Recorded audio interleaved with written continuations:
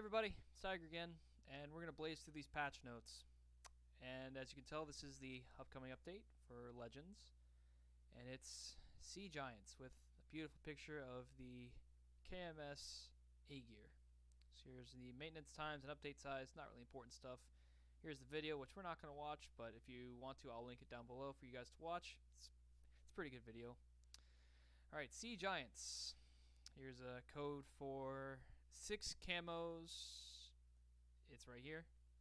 And you go to code redeem, yada yada yada. So here's the TLDR, A-Gear, Italian DDs are coming in early access, Brawl's coming back, the calendar event that they had with the Agincourt is coming back as well, more tier 8 ships, and balance changes. So first up, Italian destroyers in early access. Oh boy. Who can't wait to gamble for more tech tree ships in crates? This is we have to pay money for, we could just wait for. Alright, so it's time to deliver a fresh line of ships for you to research so you can give our balance department some more numbers to crunch, even though there's plenty of ships that still probably need balancing. But they never balance anyway.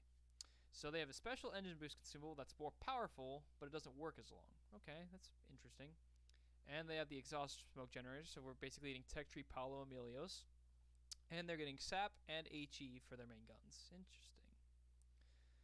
They expect these to be competitive in 1v1 destroyer situations, but their visibility will hinder their performance. So basically, they are Russian destroyers with French speed boosts, well, French speed boosts that have been cut in half, and SAP, but they also don't have main gun range. That's something on PC. Their main gun range kind of sucks. So this will be interesting. So obviously we have the Sauro, the Turbine, the Maestrale, the Avriere, the Tarigo, the Cuniberti, and the Adriatico.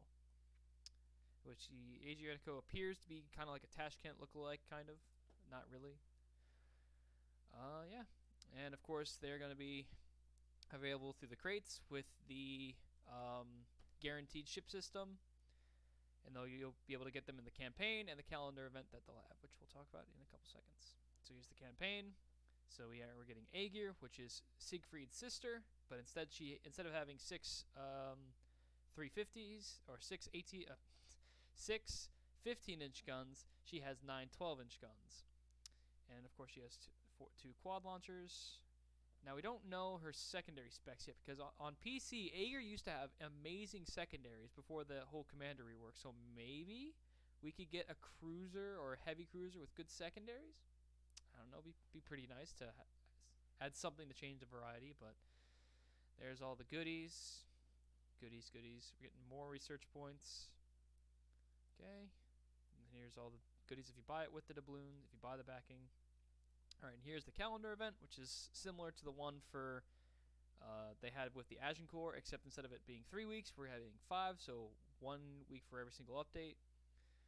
So yeah, same as the Hunt for the Agincourt and holiday calendars. It runs for 5 weeks with daily and weekly rewards on offer. And the final reward is the new Italian destroyer commander, Carlo Bergamini. However, the funny thing is there already are 2 Italian destroyer commanders in the game, both of which came with the Paolo Emilio way back when, so congratulations, you get another commander to throw resources at.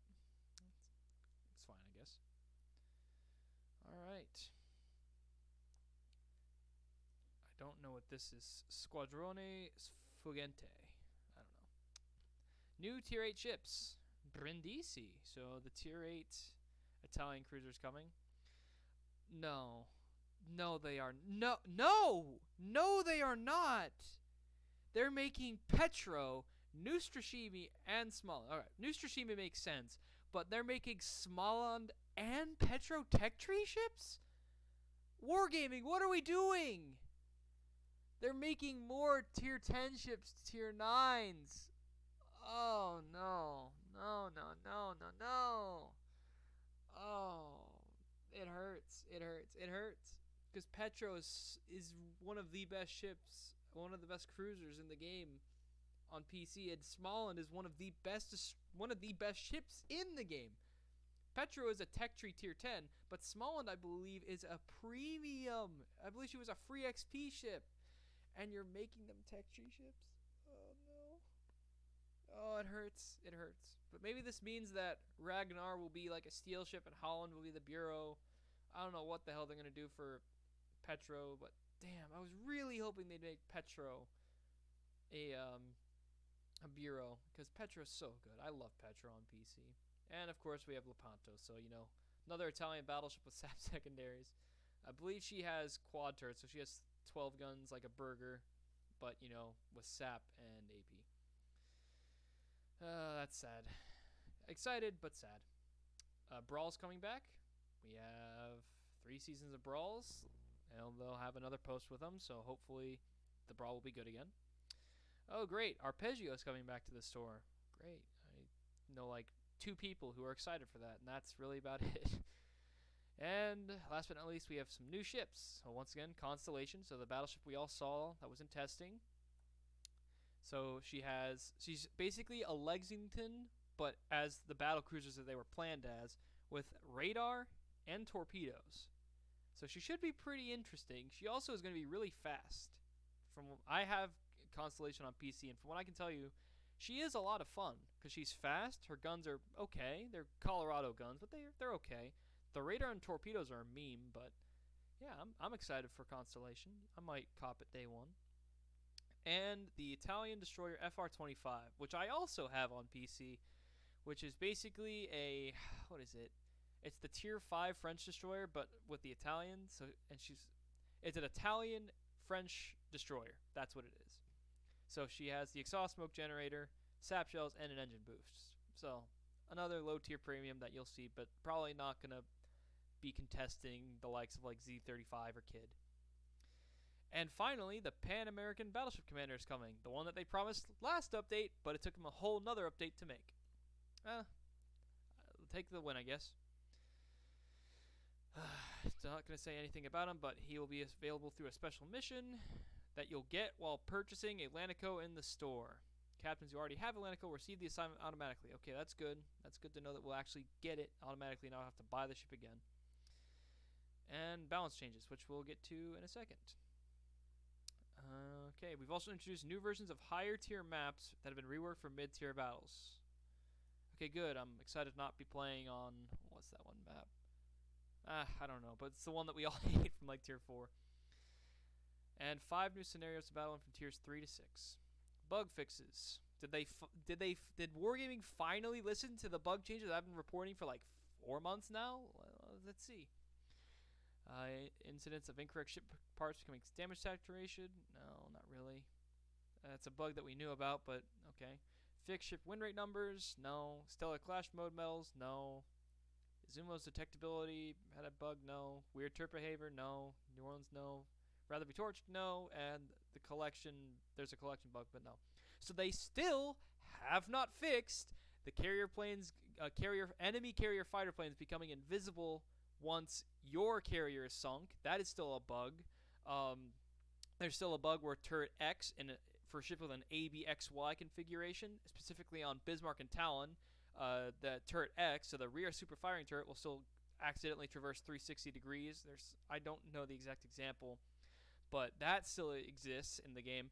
And the bug for carriers, when you try to use your invincibility button consumable, as soon as it reaches its cooldown, it bugs out.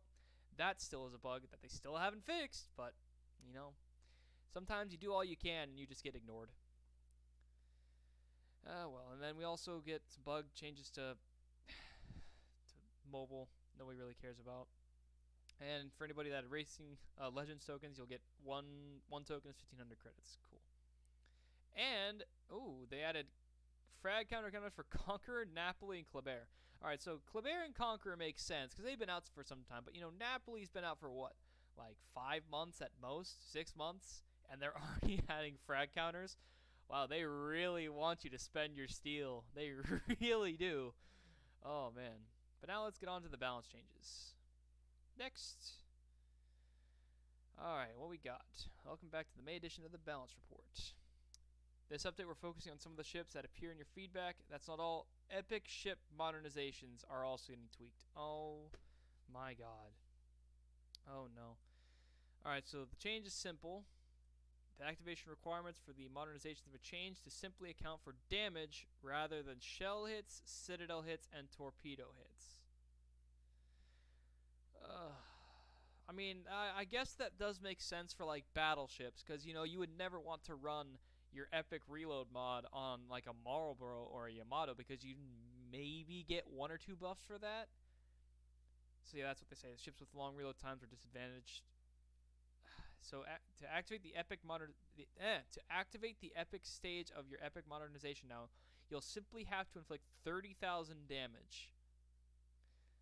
Okay, I mean that's nice, but I kind of like that would make sense just for the reload mod, but like for citadel hits and torpedo hits, that doesn't make a lot of sense because that's literally saying, oh, your Shimakaze, for instance, gets 1 or 2 good torpedo spreads.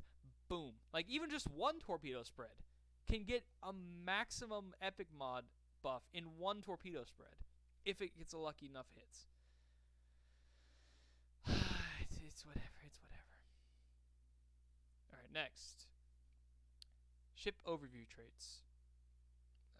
Okay, never mind. This is like the things you see in the tech tree. These aren't really important, but they're deciding to refresh them.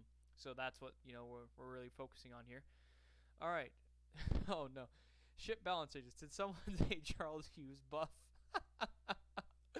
Oh, something that we've all been memeing on ever since that ship came out. Oh god. Alright, so Flanders getting a buff. Okay, spicy. So her main battery reload time is being buffed by a second. Not great, but it's a buff. Her secondary range is getting a 1.8 kilometer range buff. Interesting. Okay. Her rudder shift's getting a decent buff. Concealment's getting a slight buff. Smoke firing penalties a buff. Aircraft's getting a slight buff, but her chances of flooding have been increased. But, I mean, it's fine. That's okay. So good buffs to Flander. Champagne. Oh my god. So Champagne is getting buff. She's getting a range buff. Her rudder shift time's getting a buff. And she's getting the main battery reload booster in the 3rd slot. So you'd have to sacrifice having spotter plane or patrol fighter, but you could get main battery reload booster on Champagne. What the actual hell? Okay. Alright, Wargaming. I guess that's one way to buff.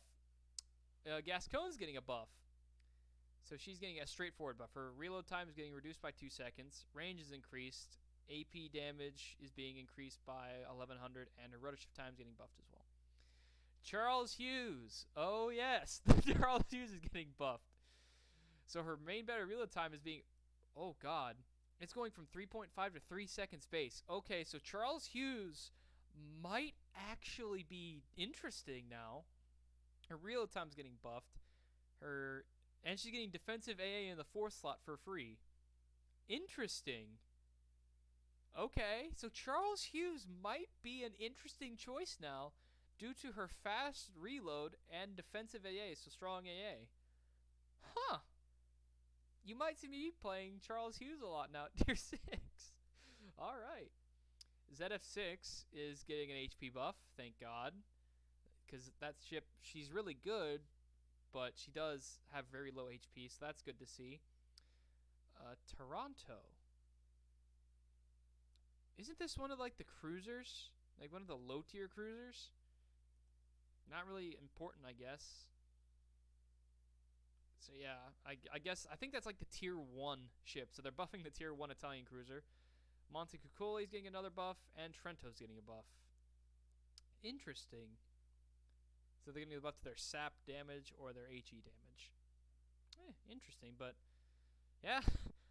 Alright, so basically on the whole for this update, Italian destroyers are coming, Champagne's getting a main battery reload booster, Charles Hughes is getting a buff, and they're making Petro and Smaland tech tree ships. So that's it for my little quick run through of the patch notes. If you guys enjoyed, or if you guys have things to say about the comments, mainly about Smaland and Petro being tech tree rather than Bureau, let me know in the comments down below. And if you want to see more of these half-assed patch notes readings, make sure to like, comment, subscribe, and I'll see you next time. Peace out, gamers.